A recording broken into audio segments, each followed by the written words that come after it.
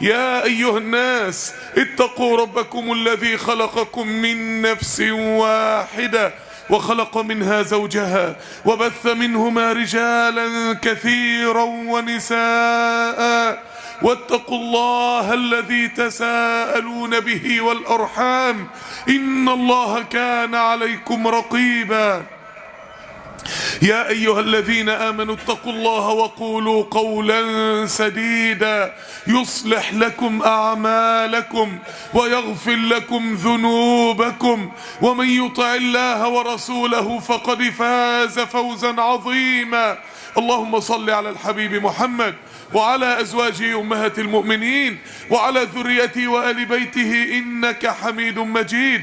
اللهم صل وسلم وزد وبارك على حبيب قلوبنا وعلى طبيب قلوبنا وعلى شفيعنا يوم العرض عليك محمد صلى الله عليه وسلم في الأولين والآخرين وفي كل وقت وحين. اللهم صل وسلم وزد وبارك على حبيب قلوبنا محمد صلى الله عليه وسلم عدد قطر الأمطار وعدد ورق الأشجار وعدد مكاييل البحار وعدد ما أظلم عليه الليل وأضاء عليه النهار. اللهم صل على الحبيب محمد. اللهم أحينا على ملته. اللهم احشرنا في زمرته. اللهم يا ربنا ارزقنا صحبته في الفردوس الأعلى. اللهم امين. إخواني وأحبابي في الله، ما هو أكبر قاتل على وجه الأرض؟ ايه اكبر سبب لموت الانسان على وجه الارض؟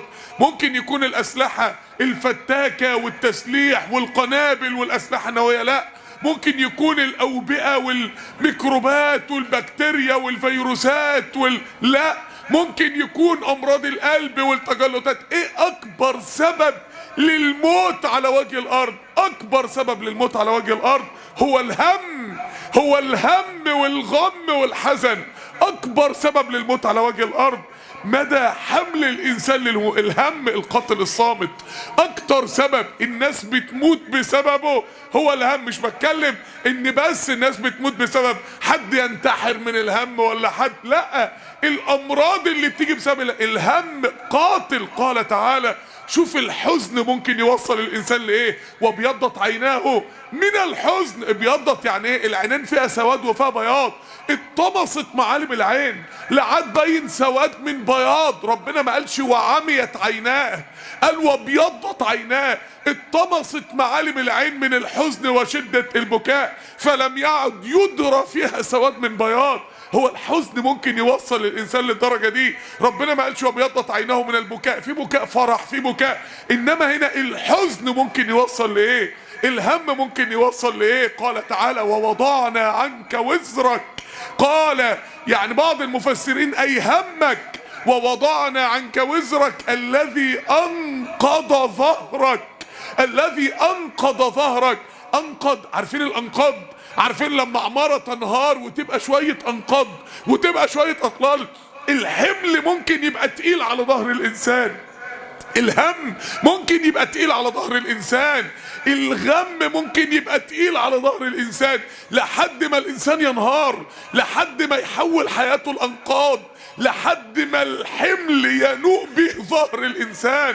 هو ممكن الانسان يوصل بسبب الهم والغم للدرجة ديت. ممكن الانسان يوصل بسبب الخوف لدرجة ايه؟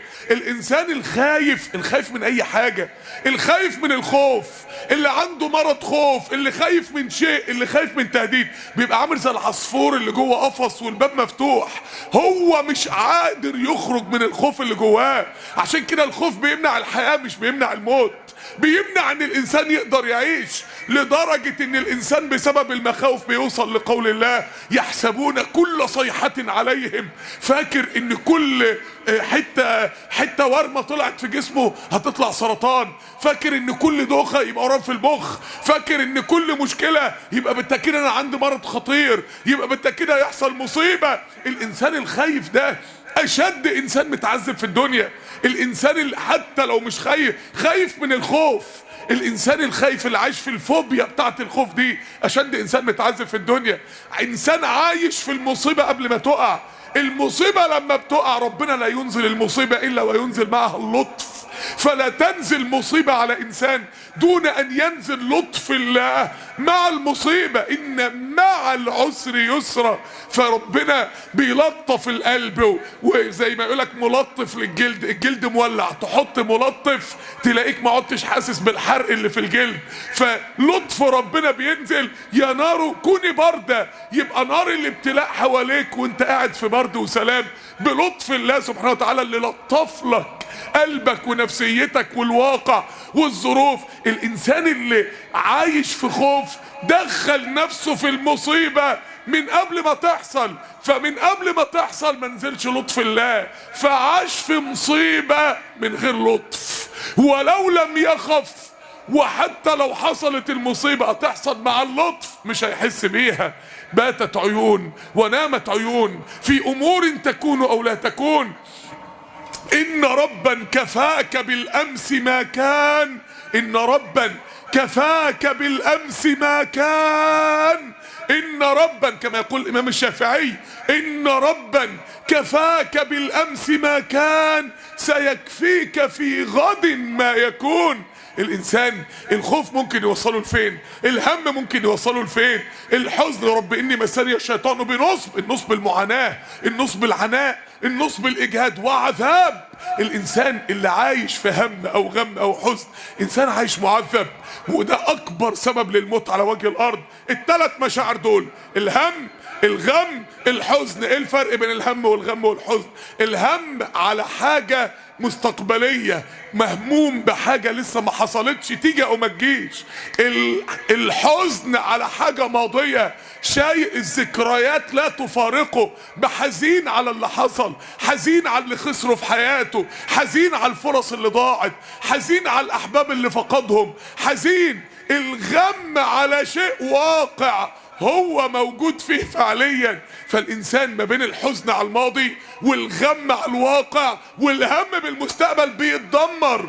الحزن والهم والغم عاملين زي نار هادية بتسوي البني ادم، بتدمر له جسمه وعقليته ونفسيته بالراحة لحد ما يبقى انقض ظهرك، لحد ما يبقى انقاض انسان، لحد ما ينهار ان استسلم لهذه الامور او ان لم يرفع الله عنه هذه الامور. طب ازاي نواجه الحاجات ديت؟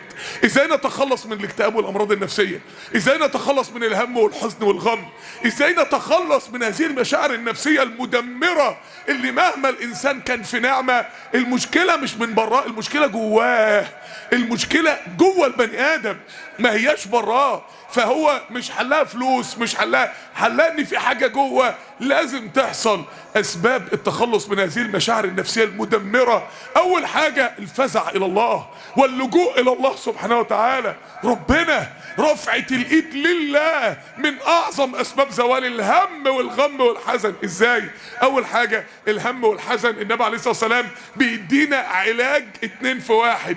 دواء عارفين المضاد الحيوي البرود سبيكترم كده واسع المجال اللي بيضرب كل انواع البكتيريا مره واحده، علاج النبي عليه الصلاه والسلام بيعطيه لمن اصابه الهم او الحزن، الهم بحاجه جايه او الحزن على حاجه فاتت. فيقول النبي صلى الله عليه وسلم فليقل الدعاء ده: اللهم اني عبدك وابن عبدك وابن امتك. خد بالك بقى، طلقات من مدفع اليقين. انسان عنده يقين فحصل له مشكله، حصل له دين مش عارف يسدد الدين ازاي، هيتحبس في شيك، عنده ازمه تجاريه، التجارة بتاعته بتقع، عنده مشكلة في بيته، عنده أزمة صحية، عنده أزمة نفسية، عنده مشكلة أيا ما كانت هي إيه. النبي قال له 5 طلقات من مدفع اليقين من قلبك.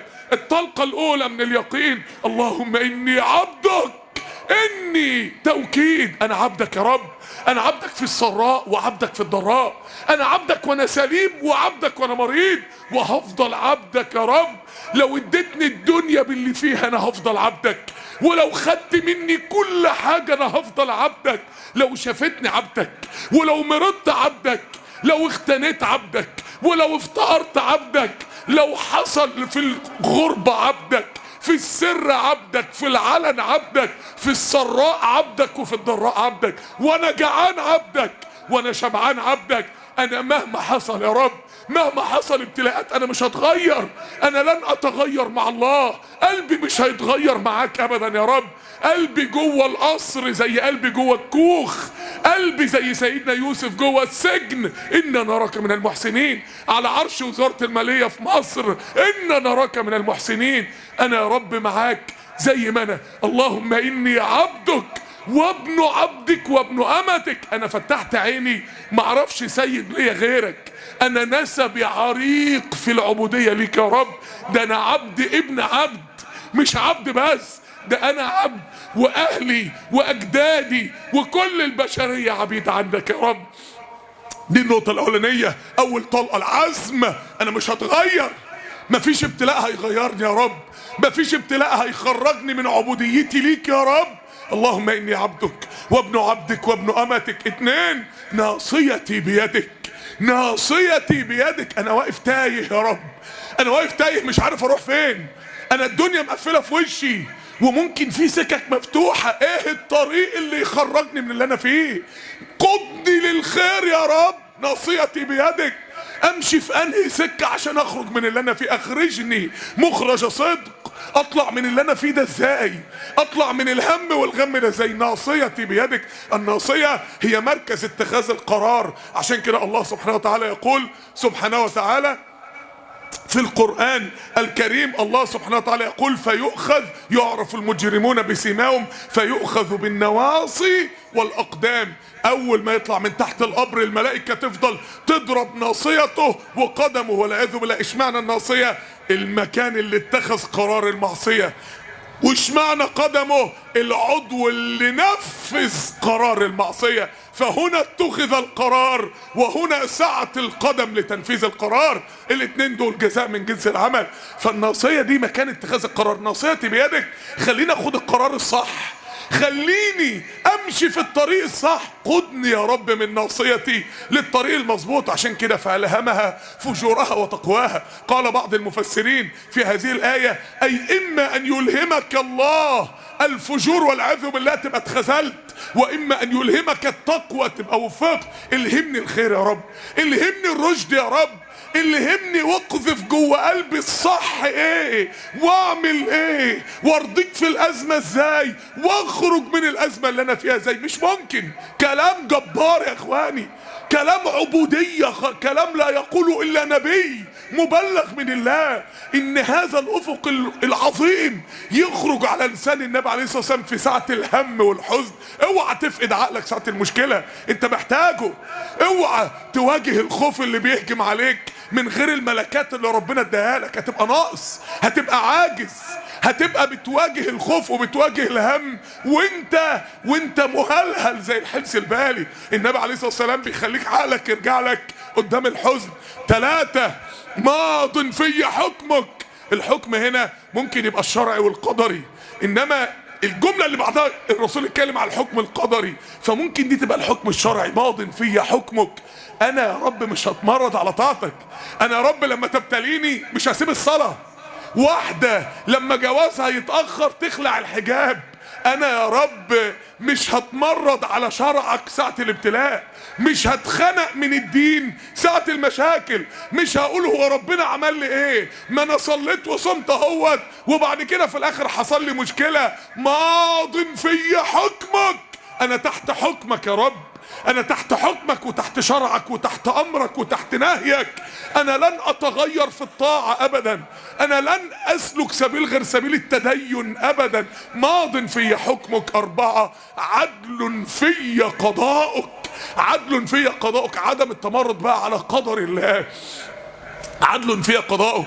هو اللي بيحصل لك ده بيحصل لك ليه؟ هو انت عندك مشاكل ليه؟ هو انت والشيطان جاي لك بقى زي سيدنا ايوب لما حرقت ارضه وقتل ومات غنمه ومات اولاده وكان بيصلي، فذهب اليه الشيطان فقال يا ايوب انظر الى ربك الذي اخترته ووحدته وعبدته، لقد قتل الله غنمك، لقد احرق الله ارضك، لقد قتل الله ولدك. فقال ايوب دخلتها عريانا، وانا كان حلت حاجه اما جيت الدنيا، وانا كان معايا غنم، نزلت من بطن امي وانا معايا غنم، ولا معايا صك ملكيه ارض في ايدي، ولا معايا عيلين ولادي، دخلتها عريانا واخرج منها عريانا. لو هم ما سابونيش النهارده انا اللي كنت هسيبهم بكره. هي الدنيا كده، يا تسيبها يا تسيبك. واخرج منها عريانا.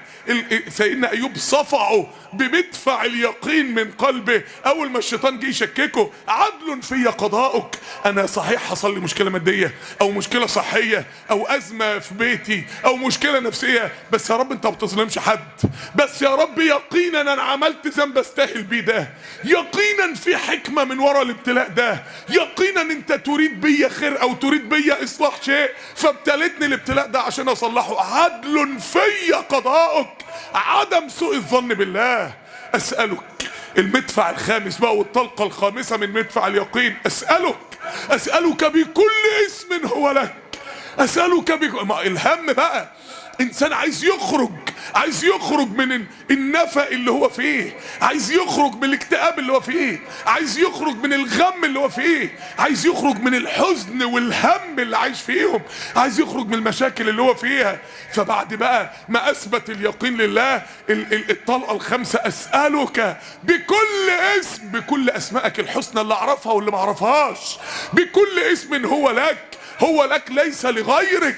محدش رحيم غيرك. عشان كده ربنا ما قالش انه رحيم، ربنا قال انه الرحيم. الف ولام دي قصر حصر الله بس. ربنا انت الرحيم بس يا رب، انت الودود بس يا رب، انت القريب بس يا رب، انت اللي عليم بحالي بس يا رب، انت اللي قادر تفرج كربي بس يا رب.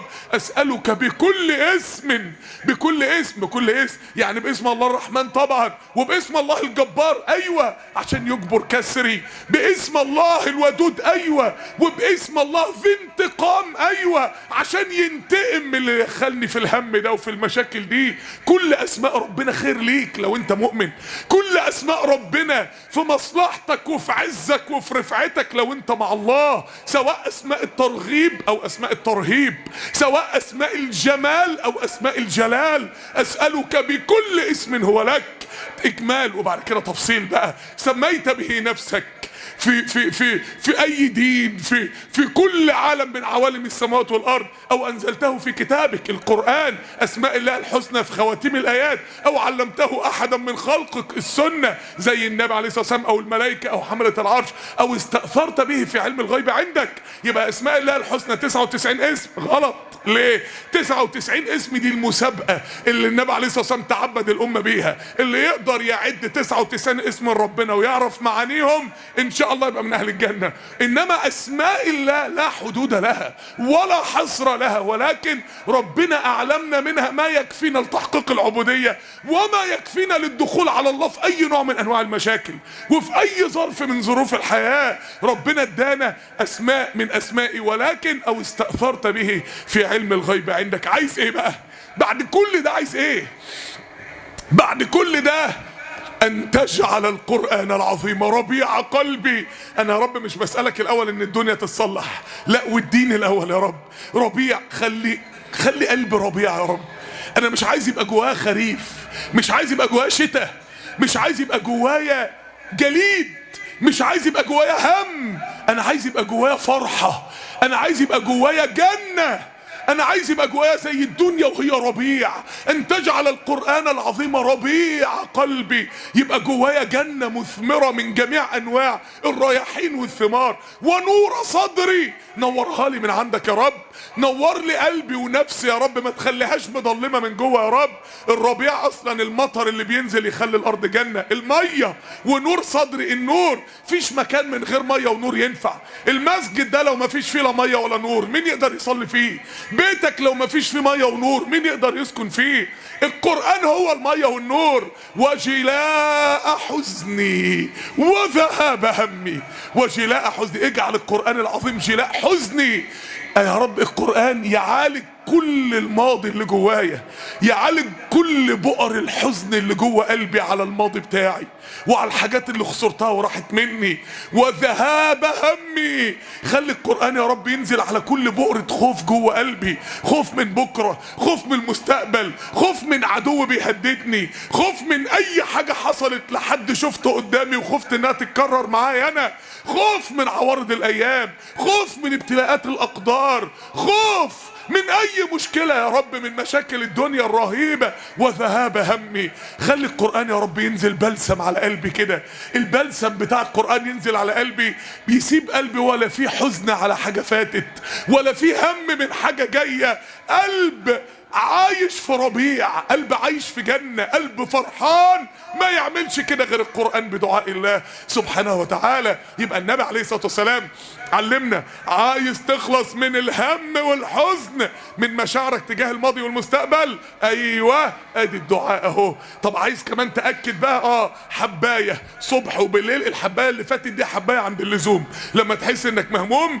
ومتضايق تقوم تقول الدعاء اللي فات ده. طيب في حاجة بقى مستمرة مدى الحياة، حباية صباحا ومساء مدى الحياة، ايوه اذكار الصباح والمساء. ثبت عن النبي صلى الله عليه وسلم انه علمنا دعاء لذهاب الهم والحزن، قال عليه الصلاة والسلام اللهم اني، ده في اذكار الصباح والمساء بعد الفجر وبعد العصر، اللهم اني اعوذ بك من الهم والحزن، برضه هو هم اللي جاي وحزن على اللي فات، واعوذ بك من العجز والكسل.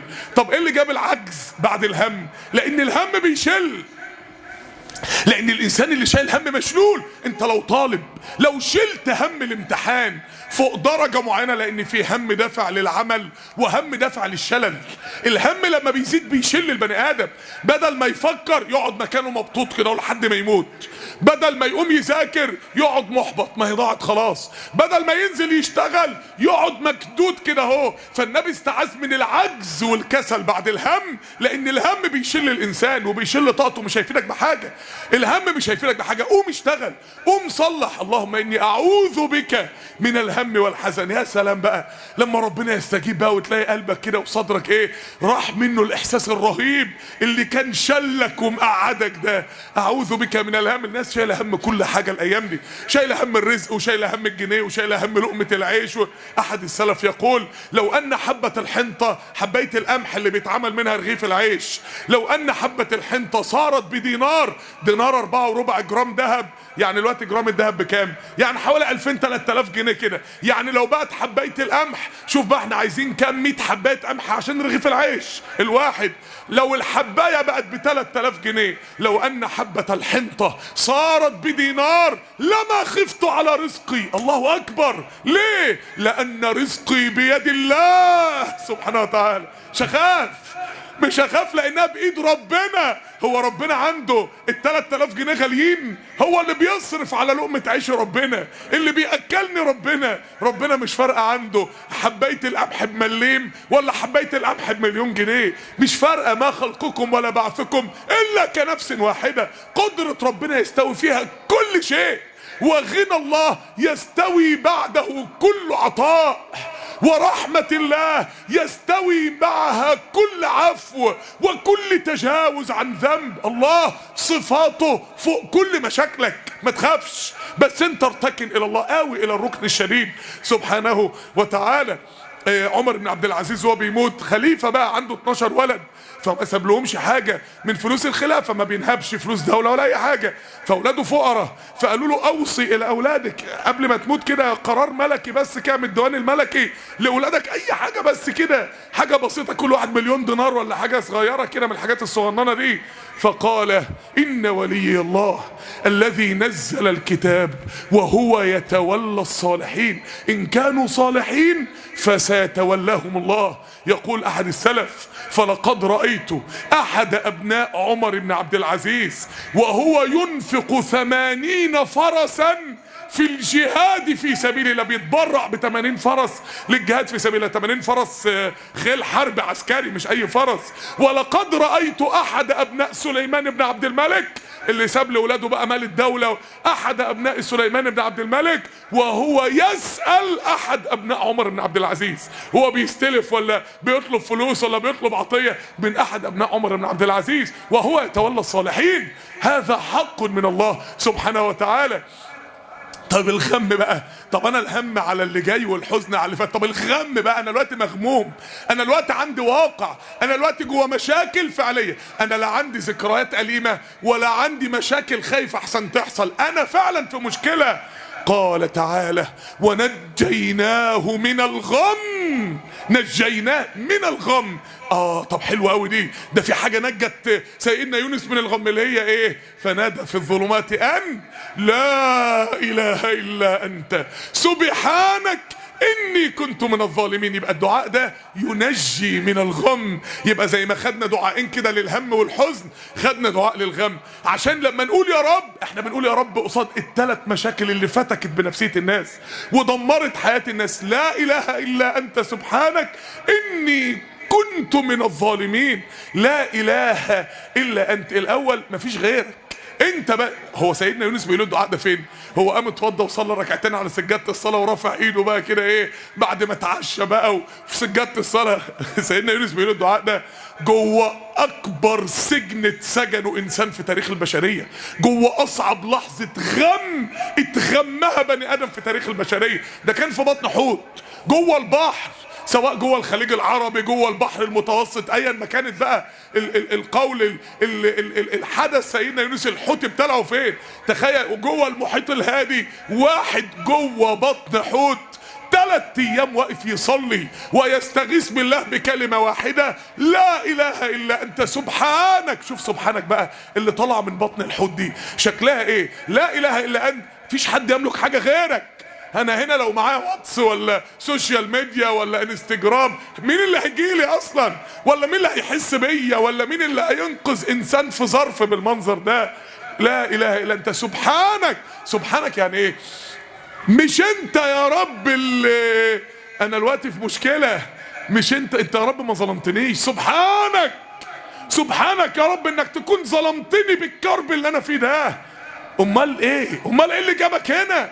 اني كنت من الظالمين، انا اللي استاهل، انا اللي عصيتك، انا اللي خرجت من سبيل الدعوة بدون ما استأذنك يا رب، انا اللي سبت قومي وقررت تركهم لما اعرضوا بدون استئذانك، انا اللي عبقت عن حكمك علي بالدعوة اليك.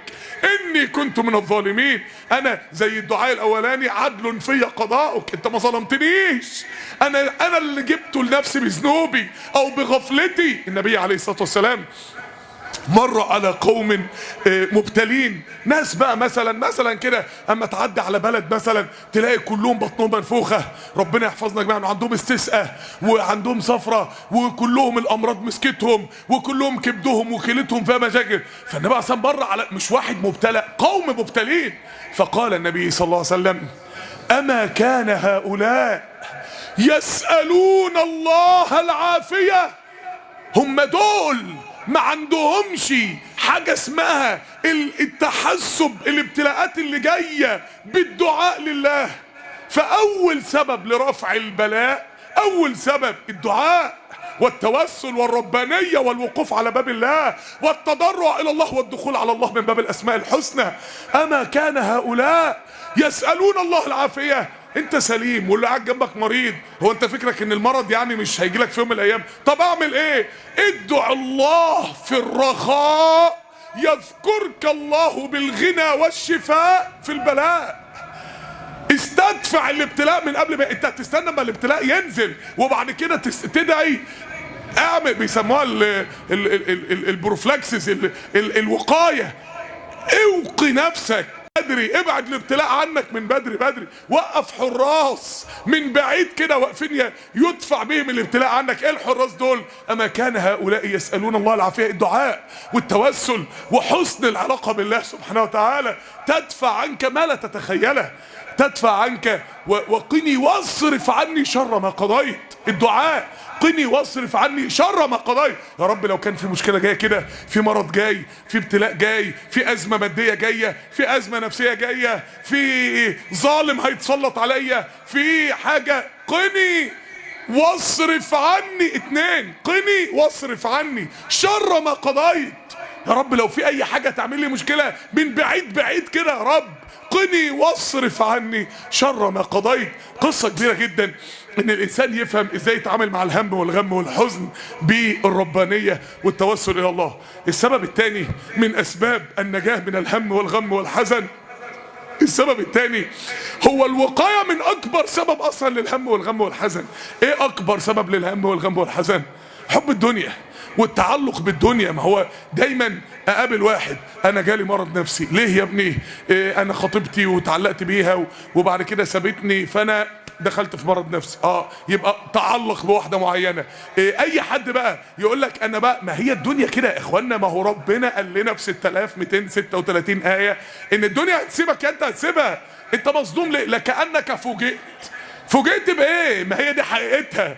كلنا ما بيفهمش الدنيا غير بعد سن ال40، بعد بقى ما بيلاقي فجأة مثلا والدته ماتت، وما كانش متخيل، هو بيحسب ان الدنيا هتكمل كده، وبعد كده ابوه مات، وبعد كده صاحبه انتيمو مات، وبعد كده هو فجأة مش عارف مرض بايه، في ايه، بيقعد يتجعز لحد ما في الاخر بس فهمتك يا عم. طب ما كنت تفهم من بدري، ده انت فهمت متأخر قوي.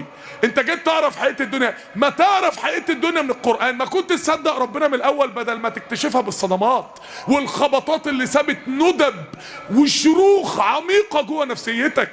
ما تعرف حقيقة الدنيا. التعلق بالدنيا من اكبر اسباب الهم والغم والحزن. التعلق بالدنيا، حب الدنيا طريق ضلمه. اوله كده قال رسول الله صلى الله عليه وسلم: من اصبح، ده احنا لسه على صباحيه ربنا اهو، لسه على الصبح اهو، لسه بنقول بسم الله الرحمن الرحيم. اصبح بيفتح عينه كده والدنيا همه، وفي روايه والدنيا نيته، ناوي اماله احلامه كلها دنيا صاحي عشانها. وفي روايه والدنيا همته، همه، عزيمه، تحدي، اراده، بس في الدنيا. كل القصه بتاعته دنيا. من اصبح والدنيا، وفي روايه من اصبح والدنيا اكبر همه، من اصبح والدنيا همه فرق الله عليه شمله. شتات، يعيش مرووش مشتت، مش عارف يركز، عنده مشكلة في كل حاجة، مشكلة في كل حاجة في حياته. فرق الله عليه شمله، وفي رواية فرق الله عليه ضيعته، وجعل فقره بين عينيه. زي اللي عينيه اتحولت على قلم محطوط ما بين عينيه كده، مش شايف غير نقطة النقص اللي عنده.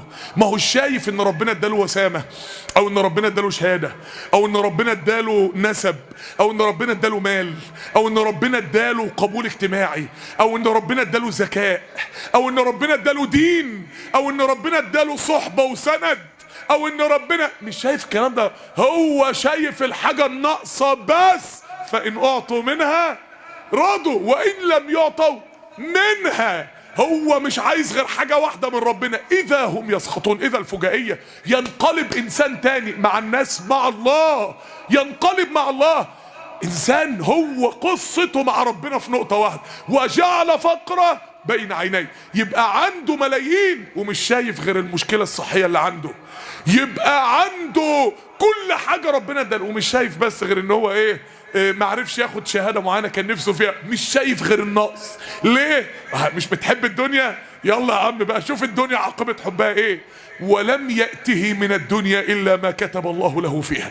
وفي النهاية جري الوحوش غير رزقك مدحوش. ولم يأتيه من الدنيا يا ابن آدم لو إن رضيت بما قسمته لك أرحت قلبك، وإن لم ترضى فوعزتي، لا ده أثر من أثر بني إسرائيل، فوعزتي لأسلطن عليك الدنيا، أسلطن عليك الدنيا ترقد فيها كرقد الوحوش في البرية، ثم لا ينالك منها إلا ما قسمته لك وكنت عندي مذمومة. فأنت هتروح فين؟ إلى أين؟ ده بدايتها بس كده، من أصبح والدنيا همه بس. طب ونهايتها؟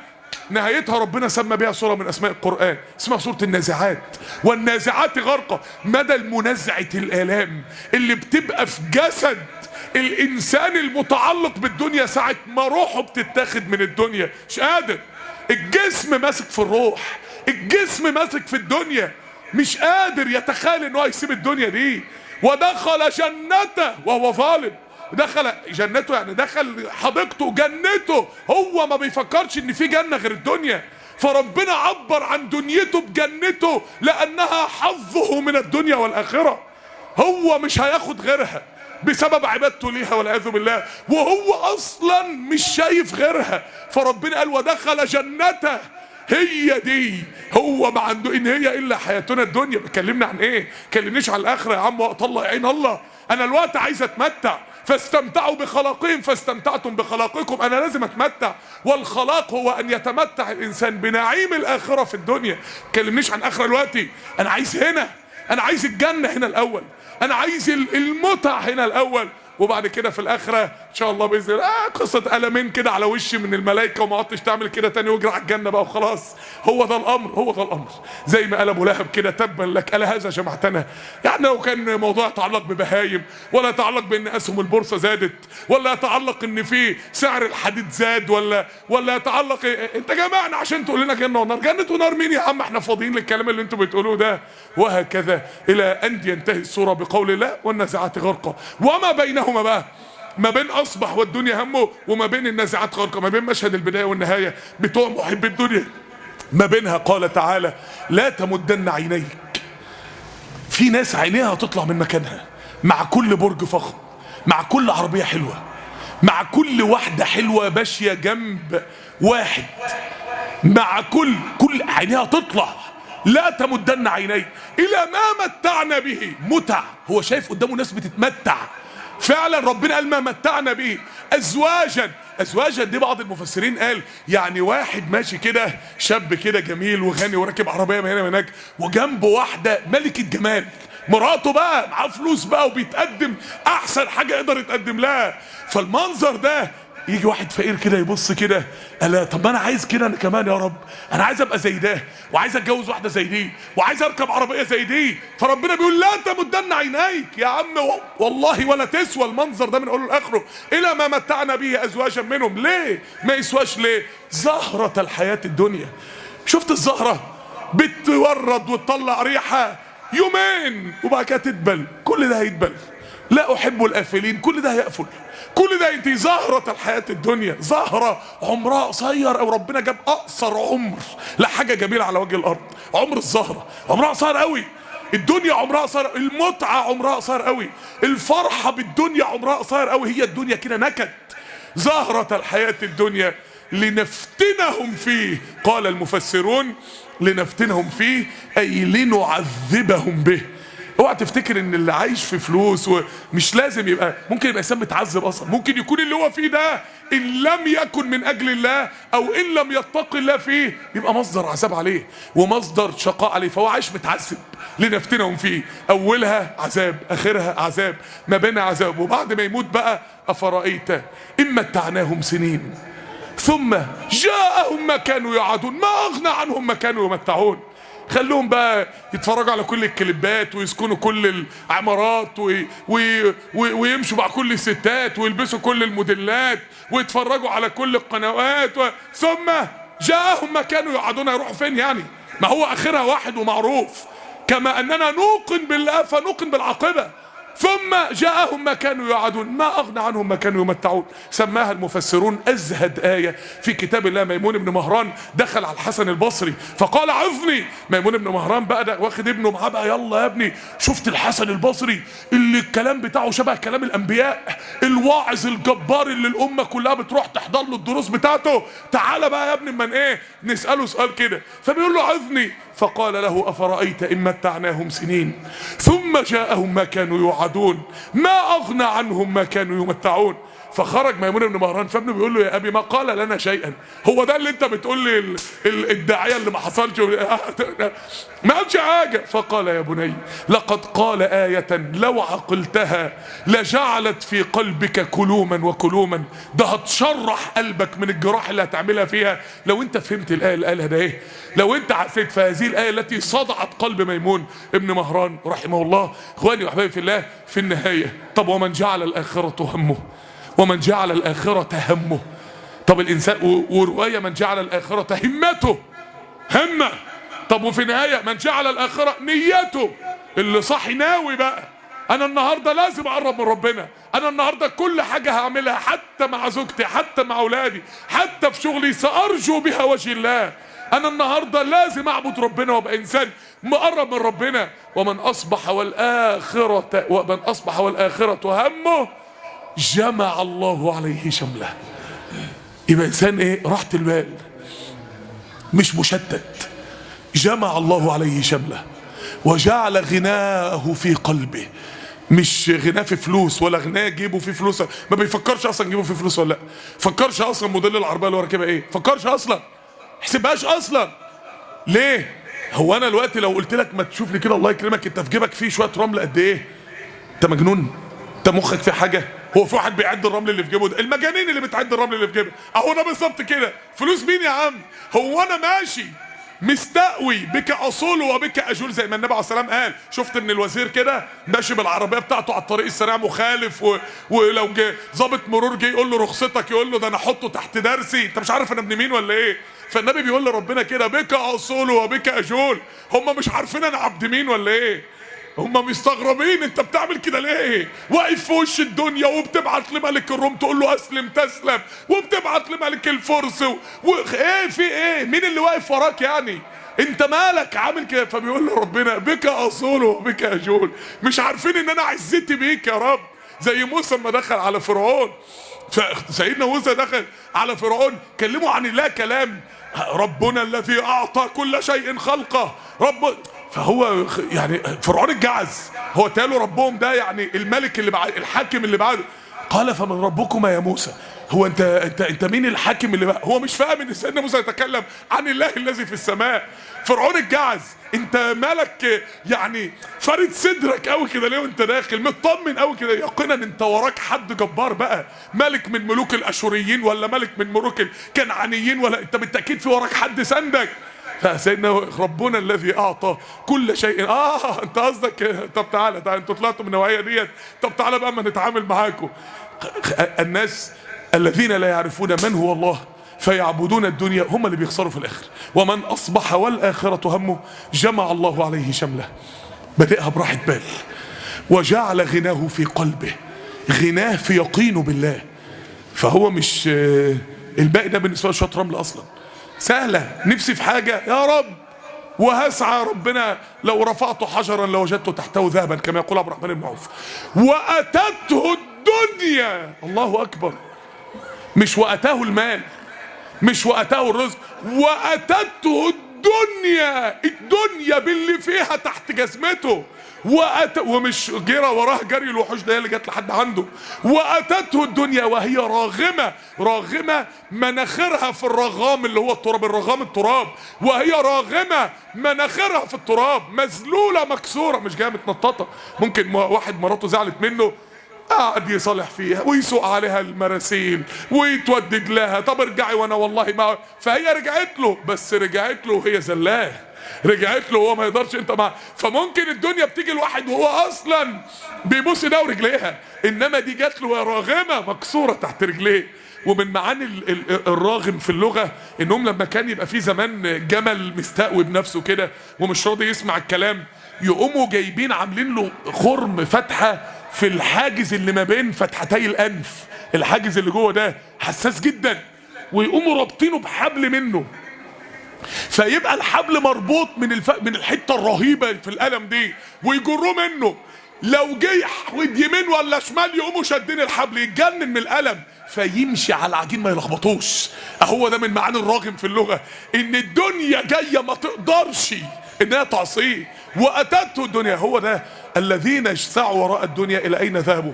طب الذين سعوا الى رضا الله كانت نهايتهم مع الدنيا واتته الدنيا وهي راغمه. كانت نهايتهم مع الدنيا وخروا له سجدا. كانت نهايتهم مع الدنيا لفتحنا عليهم بركات من السماء والارض. كانت نهايتهم مع الدنيا يرسل السماء عليكم مدرارا. كانت نهايتهم مع الدنيا اعظم مما يتخيل اي احد، لانهم اختاروا الطريق الصحيح والسبيل الصحيح وهو سبيل الله. اقول قولي هذا واستغفر الله. الحمد لله وكفى، وصلاة وسلاما على عباده الذين اصطفى. اللهم لك الحمد كله، ولك الملك كله، وبيدك الخير كله، وإليك يرجع الأمر كله. اللهم صل على عبدك ونبيك محمد صلى الله عليه وسلم في الأولين والآخرين وفي كل وقت وحين. أما بعد، إخواني وأحبابي في الله، من أسباب ذهاب الهم والغم والحزن إن يكون لك صديق تعرف تتكلم معاه، إن يكون لك حد تعرف تتشاور معاه وتتكلم معاه. وإحنا عندنا في المجتمع بتاعنا يعني اللهم بارك، يعني حدش لاقي حد يتكلم معاه، لأن أصلا مفيش حد أصلا بيعرف ينشئ علاقة مع النبي عليه الصلاة والسلام. لما نزل له سيدنا جبريل والنبي تحير، مين ده؟ ايه الفجأة اللي جالي في المكان بتاع الغار ده وقال لي الكلام الغريب اللي قاله لي ده وسابني ومشي؟ ده جن؟ لا، مش ممكن يكون جن. طب انس؟ مستحيل طبعا. طب ملك؟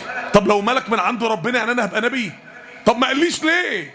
النبي عليه الصلاه والسلام كان هيموت عليه الصلاه والسلام، يعني بيصف الحاله اللي وصل لها النبي عليه الصلاه والسلام. فرجع يرجف بها فؤاده، قلبه بيترجف من اثر الخمس ايات بتوع سوره اقرا ومن الهول الموقف اللي هو فيه عليه الصلاه والسلام. اول ما جري على مين؟ على السيده خديجه. النبي كان صاحب ابو بكر، انما ما جراش على صاحبه، جري على مراته، جري على مراته عليه الصلاه والسلام. انت مراتك من النوع اللي انت لو عندك مشكله هتجري عليها؟ طب لو في واحده بقى سمعانه، انت لو جوزك عنده مشكله هيجري عليكي؟ طب سيبك بقى من مراتك وجوزك، انت عندك حد لو حصل لك مشكله تجري عليه؟ انت عندك حد لما يحصل لك مشكله تقعد تتناقش معاه فيها؟ عندك حد؟ انت اصلا انشأت علاقه باي شاب من الشباب اللي قاعد معانا. ربنا لما اتكلم عن الزوجه قال وصاحبته يعني دي صاحبتك. انت قبل ما بتتجوز واحده تبقى يعني للامور الجسديه، انت بتتجوز واحده تبقى صاحبتك في الدنيا.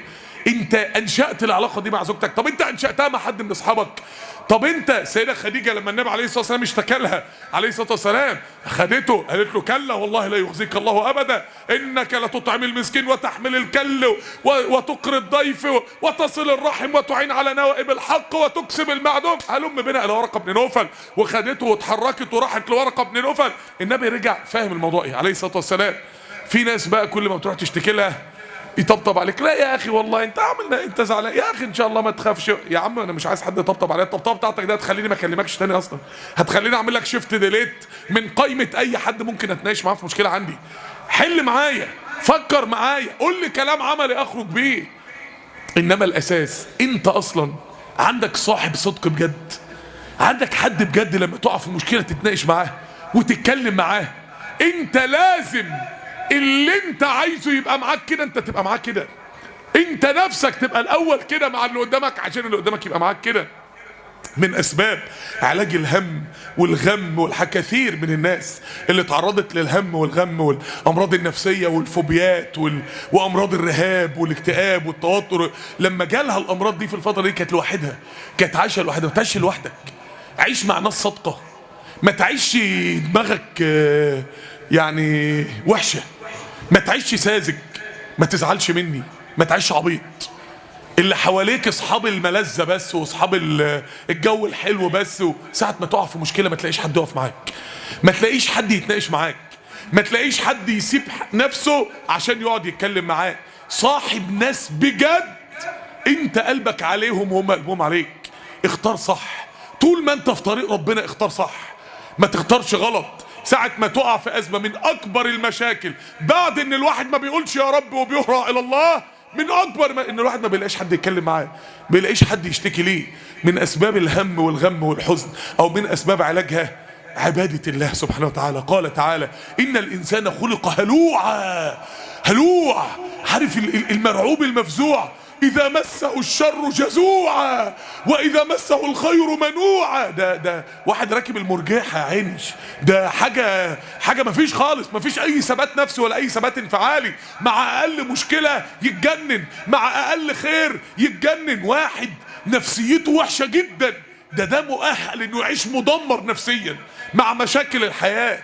إلا المصلين الذين هم على صلاتهم دائمون.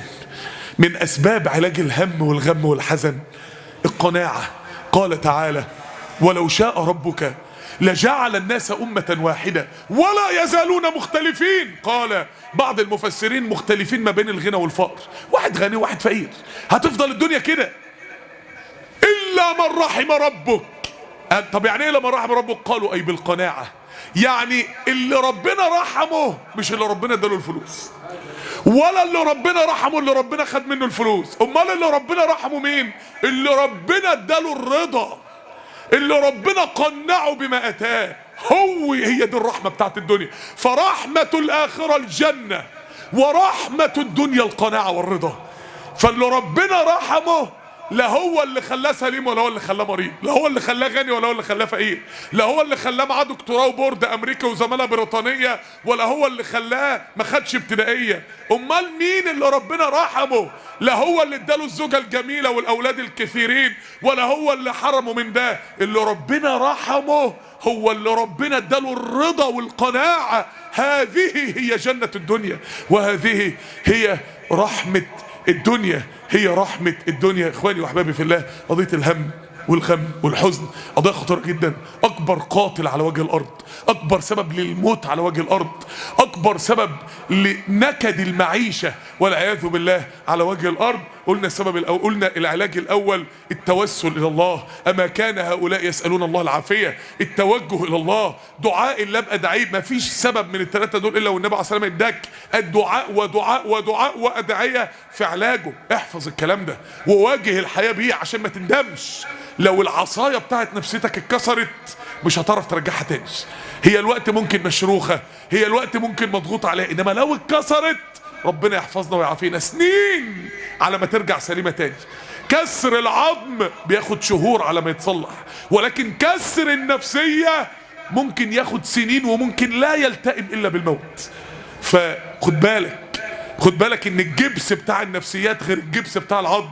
خد بالك من نفسيتك كويس قوي وحافظ عليها بالدعاء والتوسل الى الله. الحاجة التانية بكثرة العبادة، الا المصلين الذين هم على صلاتهم دائمون. الحاجة التالتة بان همك يبقى الاخرة. الدنيا جت، الدنيا راحت، ولا في دماغك اصلا، وفي النهاية اتته الدنيا وهي راغمة. ده في النهاية. الحاجة الرابعة انك انت صاحب ناس نظيفة، ما تعيش في وهم الصحبة. مش صاحبك اللي بيجي معاك ماتش الكورة، مش صاحبك اللي بيجي يحضر لك فرحك بس، مش صاحبك اللي يقعد معاك على قهوة، مش صاحبك اللي يشيت معاك على السوشيال ميديا. صاحبك اللي لما يشوف الحزن في عينك ما يقدرش ينام الا لما يقعد معاك ويشوف مالك، ومش عشان يطبطب، عشان يعمل زي السيدة خديجة مع النبي عليه الصلاة والسلام، عشان يشوف حل عملي، عشان يتحرك معاك، يسيب مشواره عشان مشوارك. دور على ده، لما تلاقيه ما تطلبش منه ده، خليك انت الاول معاه كده، وثق ان مادام هو خامة نظيفة يبقى ربنا رزقك احسن من ملايين الدنيا واحسن من 1000 دكتور نفسي. هو الدكتور النفسي، اعلى دكاترة نفسيين دلوقتي في الدنيا بيعمل ايه مع المريض؟ يقول له انا هقعدك مع حد في المعالج النفسي يتكلم معاك عشان ترتاح. يبقى الصاحب الوفي ده بقى تدفع له كام؟ شوف انت بقى لو رحت خدت كورس علاج عند معالج نفسي عشان نفسيتك ترتاح هتدفع فيه كام؟ صاحبك بقى اللي بيكلمك ده فضله عليك ايه؟ اعرف قيمة الناس واعرف يعني ايه صاحب، وما تعيش في الوهم من اجل ان يشفينا الله. اللهم يا ربنا اجعل القرآن العظيم ربيع قلوبنا ونور صدورنا وجلاء احزاننا وذهاب همومنا. اللهم انا عبيدك بنو عبيدك بنو امائك نواصينا بيدك ماض فينا حكمك عدل فينا قضاؤك. نسألك بكل اسم هو لك سميت به نفسك أو أنزلته في كتابك أو علمته أحدا من خلقك أو استأثرت به في علم الغيب عندك أن تجعل القرآن العظيم ربيع قلوبنا ونور صدورنا وجلاء أحزاننا وذهاب همومنا. اللهم إنا نعوذ بك من الهم والحزن، نعوذ بك من الهم والحزن، نعوذ بك من الهم والحزن، ونعوذ بك من العجز والكسل، ونعوذ بك من الجبن والبخل، ونعوذ بك من غلبة الدين وقهر الرجال. لا إله إلا إلا أنت سبحانك إنا كنا من الظالمين. لا إله إلا أنت سبحانك إنا كنا من الظالمين. لا إله إلا أنت سبحانك إنا كنا من الظالمين. سبحانك اللهم وبحمدك أشهد أن لا إله إلا أنت أستغفرك وأتوب إليك.